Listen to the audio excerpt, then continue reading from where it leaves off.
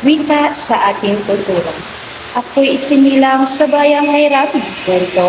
Sa bawat sulok may buhay na sinasalamin ng salita.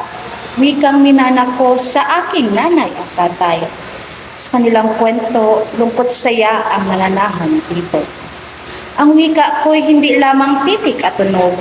Ito'y alaala ng ating kasaysayan.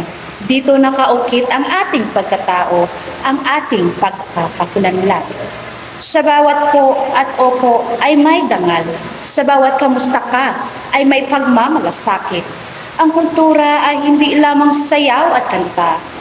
Ito'y paraan ng pamumuhay, ng paggalang, ng pag-ibig. Sa salitang bayanihan, natuto akong mag-iisa. Sa kapwa na lamang may puso ang pagmamalasakit.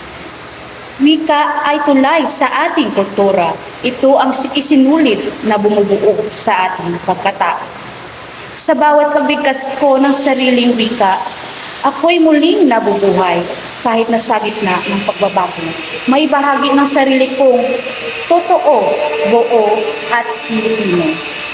Kaya sa tula kong ito, sa maganda kong salita, iniaalay ko ang aking tinig sa pagkilala sa ating diwa, pagkat kung ang wika'y buhay sa ating kultura, ito'y walang hanggan.